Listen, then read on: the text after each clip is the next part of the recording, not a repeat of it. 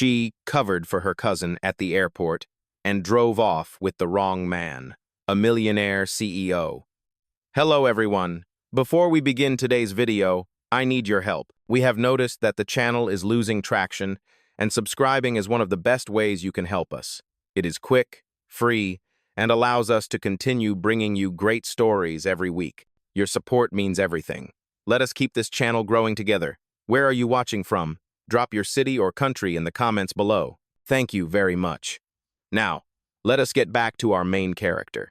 He had everything: wealth, influence, and a life lived on private jets. She had a borrowed car, a dying phone battery, and a promise to cover one small favor for her cousin.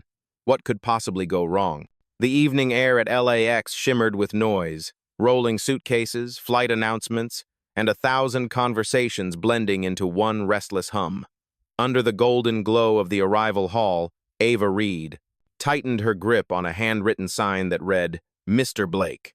She was only supposed to pick up her cousin's client, drop him at his hotel, and earn a modest tip. Easy money until a man in a charcoal gray suit walked straight toward her. He was tall, broad-shouldered, carrying himself with quiet command. The kind of man who looked like he belonged to another world where everything smelled of leather seats and confidence. Mr. Blake? Ava asked, smiling nervously. The man looked up from his phone, his expression unreadable. Yes, he said simply. That was enough for her. She exhaled in relief, grabbed his suitcase, and led him toward the parking lot. He did not protest. In fact, he seemed almost amused by her brisk determination. The Los Angeles sunset melted into amber streaks across the windshield as they drove off. Ava glanced at him in the rearview mirror, sharp jawline, calm gaze, no ring on his finger. He looked serious, maybe a little tired. She wondered if he was the quiet type. I hope your flight was smooth, she said, trying to fill the silence. He nodded. Long day. Thank you for coming. Ava smiled. My pleasure, Mr. Blake. Her phone buzzed. She glanced down at the screen, a message from her cousin, Leah. Ava, do not go to the airport. My client canceled last minute. Her hands froze on the steering wheel. The color drained from her face. Slowly, she turned toward the man beside her. Wait, she said carefully. You are not my cousin's client, are you? The man looked at her, puzzled, then chuckled softly. I thought you were my driver. Silence filled the car. Ava's heart hammered against her ribs. She had picked up the wrong man. The wrong man who looked like he could buy the entire airport if he wanted to. Oh my God, she whispered, pulling over near the exit lane. I am so sorry.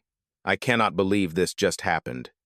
He laughed under his breath, a low, warm sound that made the tension even worse. It is fine, he said. Honestly, it has been a long week. Getting lost might be the most normal thing that has happened to me. Ava blinked, half embarrassed, half relieved.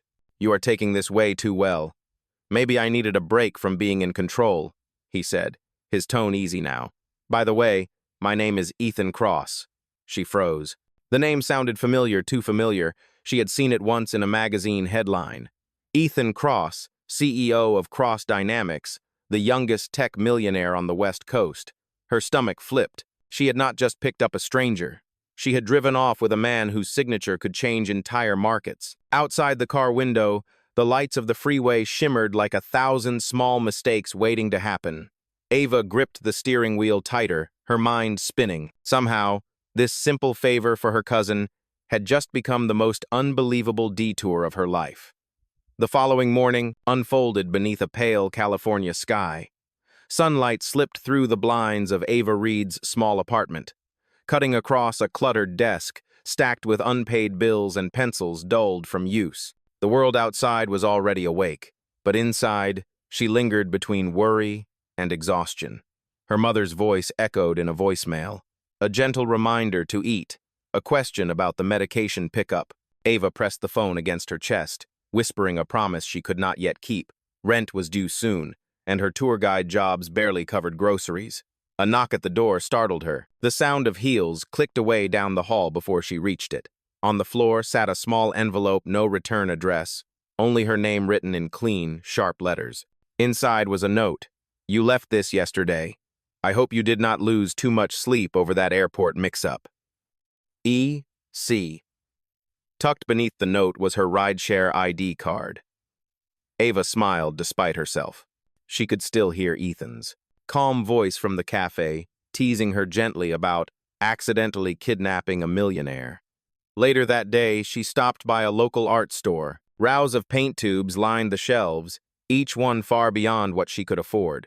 Still, she bought a single graphite pencil, cheap, sturdy, reliable. The clerk handed her the receipt and said, "You should be in our local art fair next month." Ava laughed softly. Maybe next lifetime. Outside, she sat on a bench beneath a jacaranda tree. Purple petals drifted around her sketchbook as she flipped to a blank page. The memory of Ethan's curious eyes returned to her. He had looked at her art as if it mattered. No one had done that in years. Her phone buzzed again.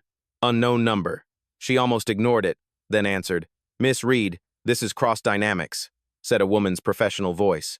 "Mr. Cross asked me to extend an invitation. We are hosting a private charity event at the Avalon Hotel this Friday. He would like you to attend." Ava froze. "I think there must be some mistake." "No mistake, ma'am. A driver will pick you up at 7. The call ended before she could argue. That night, Ava stood before her closet, holding up 2 dresses, one too formal, one too worn. She finally chose a simple navy dress and tied her hair into a loose knot. She told herself it was just a thank you meeting, nothing more. Still, her hands trembled as she applied a touch of lip gloss she had not worn in months. At exactly 7, a black sedan waited outside her building. The driver greeted her politely and opened the door. The city lights of Los Angeles blurred past as they headed toward downtown. Ava's heart pounded louder than the music on the radio. When she stepped into the Avalon's rooftop ballroom, she felt instantly out of place. Crystal chandeliers glowed overhead, reflecting against polished glass and designer suits. She took a deep breath, gripping her small purse like a shield. Then she saw him. Ethan Cross stood near the terrace, tall and composed, dressed in a tailored suit that caught the light. His expression softened when he spotted her. "You came," he said, walking toward her with that same quiet confidence she remembered. "You did not give me much choice," she replied, trying to steady her voice. He smiled. "That is usually how I get people to meetings." Before she could answer, a photographer passed by, calling his name. "Mr. Cross, over here." Flashes of light burst across the room. Ava blinked, momentarily stunned. The crowd seemed to part around him like water. For the first time, she saw what his world really looked like. Every gesture measured, every smile strategic. And in the middle of all that, she wondered what on earth she was doing there. A girl with a sketchbook and a borrowed dress, standing beside a man whose life glittered with everything she had never had. Ethan turned to her quietly and said, "Come on, there is someone I would like you to meet." Ava took a breath and followed him, unaware that this night would change the meaning of her little mistake forever. The sound of soft jazz drifted through the Avalon rooftop ballroom, blending with the hum of conversation and clinking glasses. Ava followed Ethan through the crowd, her heels clicking nervously against the marble floor. The view of downtown Los Angeles sparkled beyond the glass walls, but all she could see was the back of his suit as he guided her through a maze of elegant strangers. He stopped beside a tall woman in a silver gown. "Ava, this is Claire Donovan, our foundation's event coordinator," Ethan said. "Claire, this is the artist I told you about." Ava blinked. "Artist?" Claire smiled warmly. "We were hoping to feature a few of your sketches in our next charity exhibition. Ethan showed me a photo of your work. You have a gift." Ava felt her face heat up. "He showed you my drawings?" Ethan's expression was calm, but there was a hint of guilt in his eyes. "I might have taken a quick photo of your sketchbook at the cafe. I should have asked first." "You think?" she whispered, forcing a small smile. Claire, unaware of the tension, continued cheerfully. "The theme this year is hope in motion. Your bridge sketches fit perfectly. We would love to commission a few pieces, if you are interested." Ava's heart pounded. For a moment, she forgot about the fancy dresses and crystal chandeliers. Someone wanted her art, but then the reality returned. This was Ethan's world, not hers. She was just a guest who had wandered in by accident. "I do not know if I belong in something like this," she said softly. Ethan stepped closer, lowering his voice. You belong wherever your talent takes you. Let people see what I saw. Before she could reply, a reporter approached with a microphone. Mr. Cross, could we have a quick interview? Ethan nodded. The reporter smiled and gestured toward Ava. And who is this lovely guest tonight? Ethan hesitated for half a beat, then said, Ava Reed. She is collaborating with our foundation on the upcoming art initiative. The flashbulbs went off again. Ava blinked, caught in the light, the word collaborating echoing in her mind. She had not agreed to anything, yet suddenly it sounded official, public, and irreversible. When the reporter moved on, she turned to Ethan. Collaborating? You made it sound like I already said yes. He looked slightly embarrassed. I wanted to help open a door for you. If I asked, you might have said no. Her voice was quiet but firm. Maybe that should have been my choice. The tension hung between them, delicate and visible. Just then, Claire returned holding 2 glasses of champagne. Congratulations, Ava. You are officially on the list for next week's press release. Ava forced a polite smile, her stomach sinking. The room suddenly felt too bright, the air too thin. She needed space. I should get some fresh air, she said, slipping away toward the terrace. The city stretched below, glittering like scattered stars. She gripped the railing, trying to steady her breath. How had a simple airport mistake turned into this standing under the Los Angeles skyline, being introduced as someone she was not ready to be? Behind her, the door opened. Ethan stepped outside, his voice softer now. Ava, wait. I never meant to make you uncomfortable. She turned to face him. You did not mean to, but you did. You do not understand what it feels like to be used as a story. I do not want to be your charity project. Ethan looked genuinely pained. That is not what this is. I saw something real in your art. I wanted to share it. Then ask next time, she said quietly. Do not decide my story for me. They stood in silence, the wind carrying faint music from inside. Finally, Ava took a small step back. I think I should go home. Ethan started to speak, but stopped himself. Let me at least have my driver take you. No, she said, shaking her head. I came here on my own. I can leave the same way. She walked past him, heels clicking against the stone floor, her sketchbook clutched tightly to her chest. Ethan watched her disappear into the elevator, the city lights flickering across his reflection in the glass. For the first time in years, he did not have a plan, and the silence that followed felt heavier than any business loss he had ever known. Ava woke before dawn the next morning, the city still quiet outside her apartment window. The light had not yet touched the skyline, and for a moment, everything felt suspended in stillness. She sat on the edge of her bed, replaying the night in her mind, the way the flashes had blinded her, the way Ethan's words had made her feel like a headline instead of a person. Her sketchbook lay open on the nightstand. She flipped to a new page and began to draw without thinking. The pencil moved fast, tracing the outline of a woman standing on a bridge, while a crowd of cameras pointed up at her. The woman's face was blank, erased by light. Ava dropped the pencil and rubbed her eyes. For the first time, her art felt heavy. Across town, Ethan sat in his office long before his team arrived. The skyline glowed behind him, muted by the glass wall. He had not slept either. He kept seeing the look on Ava's face when she told him not to decide her story. It was not anger, it was disappointment, the kind that cut deeper than he expected. He glanced at his phone. Her number was still on the screen from the night before, but he did not call. Instead, he typed an email and deleted it 3 times before finally closing his laptop. For someone who negotiated billion-dollar contracts, he had no idea how to fix one mistake that actually mattered. Days passed. The charity committee sent him press materials, listing Ava as a featured artist, but he quietly pulled her name from the announcement. He would not make her feel trapped again. Meanwhile, Ava tried to return to normal life. She gave tours to distracted tourists, smiled through exhaustion, and pretended she was fine. But every time she passed a gallery or saw a piece of street art, she thought of Ethan's words. You belong wherever your talent takes you. She hated that they still echoed in her mind. One afternoon, she stopped at a small art supply shop downtown. As she paid for a new sketch pad, the clerk recognized her. You are Ava Reed, right? I saw your name on a guest list for the Avalon Foundation. My sister works there. Ava froze. Guest list? Yeah, the clerk said, smiling. They are promoting a new art initiative called Hope in Motion. I heard one of your drawings is still in the collection display. Her heart sank. That cannot be right. I never agreed to that. That evening, she took the bus across town and walked into the Avalon Hotel lobby. The exhibit area near the ballroom was already set for another event. And there, framed against the far wall, was her sketch of the Silver Bay Bridge. Beneath it, a small plaque read, "On Lawn from the collection of Ethan Cross." She stood frozen in place, staring at her own work under someone else's name. Beautiful piece.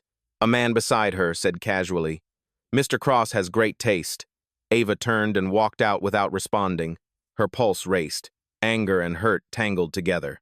She pulled out her phone and typed a message to Ethan before she could stop herself. "You said you would respect my choice. Why is my work hanging at your event?" She hit send. Minutes later, her phone buzzed with his reply. "It was not supposed to be displayed. I will fix it immediately. Please give me a chance to explain." Ava stared at the message, unsure whether to believe him.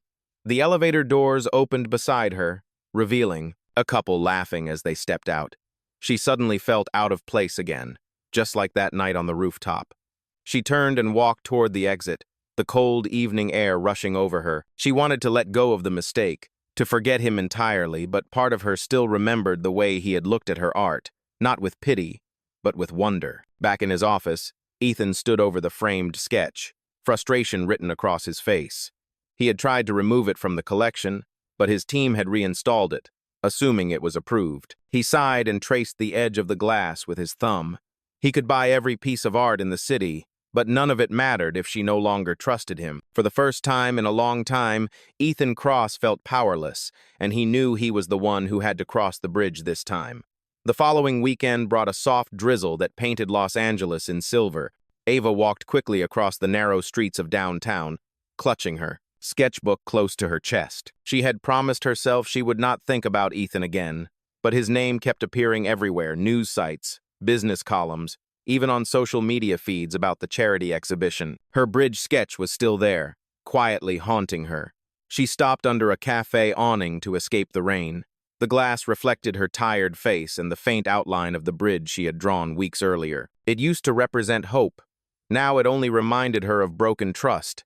She flipped open the sketchbook, tore the page from its spiral binding, and folded it carefully before dropping it into her bag. Across town, Ethan stood at the edge of the nearly empty gallery, rain tapping against the high windows. The exhibit was closed for the weekend, but he had come anyway. The room felt different now, quiet, hollow. He stared at Ava's framed piece one last time before signaling the curator. "Take it down," he said firmly. "I should have done this sooner." The curator hesitated. "Mr. Cross, it is one of the featured works." "I know," Ethan said, his voice low. "But it does not belong to me." He carried the sketch out himself, shielding it from the rain as if it were fragile glass. He did not know what he planned to do next, only that he needed to see her. That evening, Ava returned home to find a package resting against her door. Inside, wrapped in brown paper, was her original sketch of the Silver Bay Bridge and a handwritten note. "I removed it from the exhibition. I am sorry for every way I made you feel unheard. I was proud of your art when I should have simply respected it. I am hosting a new show next month at the Silver Bay Gallery. The theme is Bridges We Build. The space is yours if you want it, no contracts, no publicity, just your work. E." Ava held the note in her hands for a long time. Rain streaked down the window beside her. Something inside her softened. But she did not know if forgiveness was that easy. Days passed. She thought about the offer every night but never replied.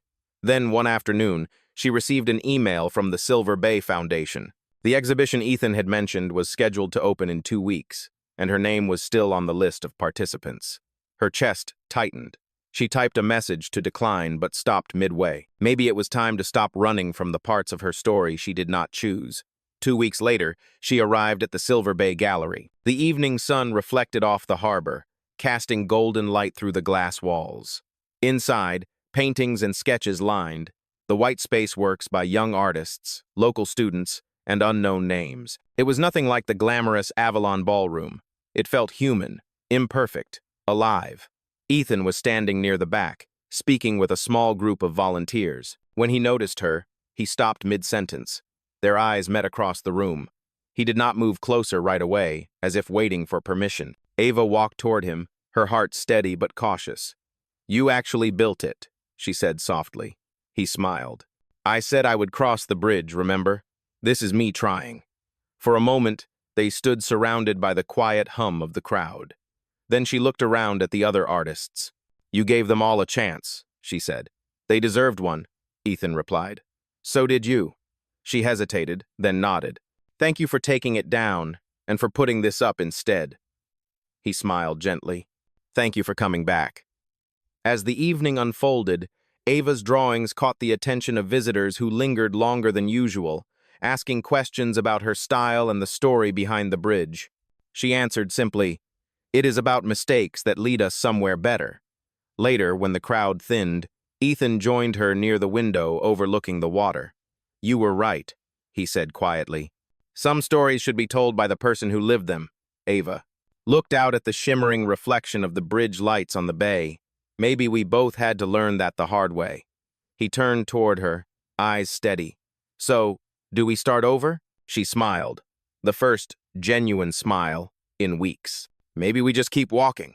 The camera of memory pulled back the two of them standing side by side, the bridge glowing behind them, no longer a mistake but a path that had finally led them home. The lights of the Silver Bay Gallery dimmed as the evening came to an end. Guests trickled out one by one, their footsteps fading into the soft murmur of the harbor outside. Ava stood near her display, still not fully believing that the night had gone the way it did. People had stopped to look, to ask questions, to tell her that her art made them feel something real. For the first time in years, she felt seen not as a mistake, not as a headline, but as herself. Ethan approached quietly, holding 2 cups of black coffee instead of champagne. "You look like you could use this more than another compliment," he said, handing her one. Ava laughed, her shoulders relaxing. "You noticed." He leaned against the wall beside her, glancing at her sketch of the bridge. "You know, when I first saw that drawing, I thought it was about distance. But tonight, it feels more like connection." She took a sip, the warmth cutting through the cool air. "Maybe it is both. Distance teaches you what is worth reaching for." Ethan nodded slowly.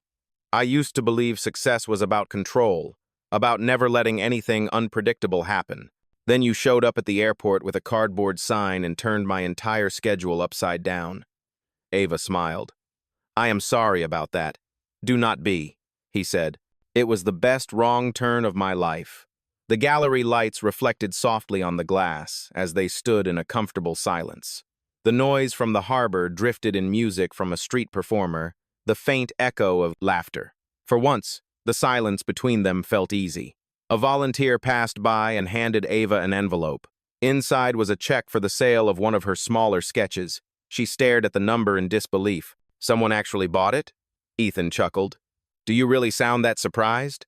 "I am just not used to people paying for something I love doing," she said quietly. "It always felt like a luxury to dream." "Maybe it is time you stop treating your dreams like they are borrowed," he said. "They are yours. Own them." She looked at him, then really looked. The man who had once seemed unreachable, perfectly composed, now stood beside her with sleeves rolled up, eyes tired but sincere. "You have changed," she said softly. He shrugged. "You made me want to." The crowd had gone, but neither moved toward the door. The bridge lights outside shimmered across the water like silver threads weaving their paths together. Ava set her empty coffee cup down and smiled. "You know, I used to think the bridge in my drawing was about crossing to something better, but maybe it was just about meeting someone halfway." Ethan looked at her for a long moment before replying. "Then I am glad I kept walking." They stood side by side, watching the reflection ripple against the glass, the night air cool and clean around them. For once, there was no misunderstanding, no pretense, just 2 people who had learned that even the wrong beginning could lead to the right story. Ava picked up her sketchbook from the display table and flipped to the first page, the original outline of the bridge, drawn in pencil. She handed it to Ethan. "Keep it," she said. A reminder that even perfectionists need a little chaos. He accepted it carefully, as if holding something priceless. "Only if you promise to draw another one someday," he said. "I will," she answered, "when I find the next story worth drawing." Outside, the rain had finally stopped. The moonlight spilled over the water, soft and quiet, as they walked toward the exit together. Neither rushed. The world beyond the glass waited patiently, uncertain but full of promise. As they reached the doors, Ethan turned to her with a faint smile. "So, where do we go from here?" Ava looked out at the glowing skyline and said, "Forward. Always forward." The camera of imagination lingered on the scene. The city lights, the two figures walking side by side, the bridge gleaming in the distance. No longer a symbol of separation, but of connection finally found. If you want to witness how the coldest billionaire truly falls in love, subscribe now. The shocking truth is always revealed in our next episode. A few weeks passed after the exhibition, and life began to settle into something new for Ava. Her art pieces had found small places in local cafes and community galleries, and she finally allowed herself to breathe without the weight of constant worry. Yet, even in that quiet, Ethan's presence lingered: text messages about art, late-night calls that stretched longer than either expected, small reminders that their worlds were slowly weaving together again. One morning, Ava woke to find an invitation slid under her apartment door. The envelope was embossed with gold lettering and her name written neatly across the front. Inside was a formal card from the Silver Bay Foundation announcing a charity gala, one hosted by Ethan Cross. Beneath the printed details, a handwritten note read, "You once said bridges are about meeting halfway. This one is for both of us. I hope you will come." Ava smiled, though her heart fluttered nervously. The last time she had attended one of his events, it had ended in confusion and hurt. Still, something about his words felt different now: humble, careful, sincere. She decided to go. The night of the gala, the venue shimmered with golden lights and soft music. The same faces from months ago filled the room, but this time Ava felt no panic. She walked with quiet confidence, her navy dress simple but elegant. As she stepped inside, the crowd parted just enough for her to see Ethan across the room. He looked different too, less polished, more real. When their eyes met, a slow, genuine smile replaced the usual guarded expression he carried. He walked toward her, stopping just close enough for her to hear him over the music. "I was not sure you would come," he said.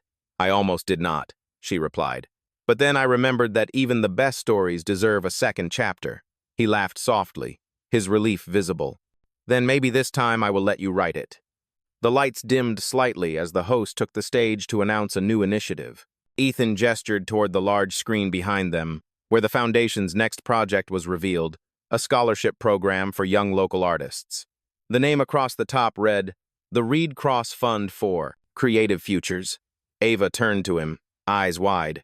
"You used my name?" "Our name," he said quietly. "Because the best ideas are built together." The audience applauded as the announcement ended, but for Ava, the noise faded into a blur. For the first time, she saw not the billionaire everyone admired, but the man who had learned to listen, to give without taking, to care without control. As they stood side by side, she whispered, "You really built another bridge." He smiled. "And this time, I am not crossing it alone." The camera of imagination faded on that image, the two of them standing together under the lights, the sound of applause behind them, and the quiet certainty that this time, the story was finally theirs to write. The weeks after the gala unfolded like the quiet chapter of a book finally finding its rhythm. Ava spent most of her mornings at the new art studio funded by the Reed Cross Initiative. The space overlooked the bay, its walls filled with the laughter of students sketching their first lines. For the first time in years, she was not just drawing bridges, she was building them for others. Ethan visited often, always pretending it was to check on the foundation's progress. But everyone knew it was more than that. He would arrive with coffee in hand, his tie usually loosened, and stand near the back watching her teach. He never interrupted, never tried to take control. He just watched, quietly proud. One afternoon, Ava was helping a young student mix paint when Ethan appeared at the doorway. "You are missing the board meeting," she said with a teasing smile. "I told them it could wait," he replied. This seemed more important. She shook her head, trying not to smile. "You are impossible." "Maybe," he said, stepping closer, "but at least I am here." Later, when the students had gone home, they sat by the large windows overlooking the water. The sun dipped below the horizon, turning the bay. into a mirror of gold. The sketch of the Silver Bay Bridge still hung on the wall, a reminder of where everything began. "I never thought this would be my life," Ava said softly. "A few months ago, I was worrying about rent. Now I am teaching art in a place with my name on the door." Ethan looked at her with quiet admiration. "You earned all of it. I just gave it a space to grow." She turned toward him. "You changed too. You do not hide behind numbers anymore." He smiled. "That is because you taught me something no spreadsheet ever could. Connection is not a transaction." Ava laughed gently. "That sounds like something you would put in a motivational speech." "Then you should be my co-author," he replied. The room filled with the warm glow of fading light, the kind that softens everything it touches. For a moment, neither spoke. The only sound was the gentle rhythm of the waves against the shore. Ethan finally said, "I used to think happiness was something I could buy. But tonight, sitting here, I realize it is something you build piece by piece, with the right person." Ava rested her hand on the table, her fingers brushing his. "Then I guess we are both building from the same blueprint now." He smiled, intertwining his fingers with hers, and the silence that followed spoke louder than any promise could. Outside, the lights along the bridge flickered to life, stretching across the water like a pathway into the future. It no longer symbolized a mistake or a misunderstanding. It was simply a bridge strong, steady, and built to last. Months later, the Silver Bay Art Center was alive with celebration once again. The Reed Cross Foundation had officially reached its first anniversary, and the studio that began as a small dream now hosted dozens of young artists from across the city. The walls were filled with color, hope, and laughter, the kind that came from people who finally believed their stories mattered. Ava stood near the main display, greeting her students as they proudly showed their work to visitors. Her once empty hands were now covered in paint, her sleeves rolled, her smile easy. The life she had once sketched in pencil was now drawn in color, vibrant and real. From across the room, Ethan watched her with quiet pride. The crowd of investors and reporters barely existed to him anymore. His world, once defined by deals and deadlines, now revolved around moments like this, simple, human, and full of heart. He had built empires before, but this foundation was different. It had purpose. It had her. As the night settled, Ava joined him near the terrace overlooking the bay. The same bridge that had once been a symbol of misunderstanding now shimmered beneath the lights, calm and eternal. "It feels different every time I see it," she said softly. "Like it changes with us." Ethan nodded. "Maybe that is what bridges are supposed to do, carry us forward, no matter how rough the water gets." She looked at him, her voice filled with quiet warmth. "Do you ever regret that day at the airport?" He smiled. "Not for a second. That mistake gave me everything I did not know I needed." They stood side by side, their reflections merging in the glass. The sound of the city faded into the hum of the ocean, steady and rhythmic. Ava leaned her head against his shoulder. "So, what happens next?" Ethan's hand found hers. "Whatever you want to draw next," he said. "As long as I get to be part of the picture." She laughed softly, a sound that carried through the evening air. Together they watched the bridge lights ripple across the water, connecting two shores, two hearts, two stories that should never have met, but did. For Ava, the girl who once believed her dreams were too small, and for Ethan, the man who once believed his world was too big, their story had come full circle. A single wrong pickup had turned into the right beginning. The wind from the bay lifted the corner of her hair as she whispered. "Sometimes the best things in life do not happen by design. They happen by grace." Ethan turned to her with a smile that held both gratitude and promise. "Then let us keep building by grace." The final scene lingered on the shimmering bridge, golden against the dark water, standing as a silent witness to the love it had unknowingly created, a reminder that even the wrong turn can lead you exactly where you belong. Thank you for joining us for this cinematic adventure. If you want more untold stories of billionaire love and redemption, please subscribe and choose your next true heart journey on your screen now.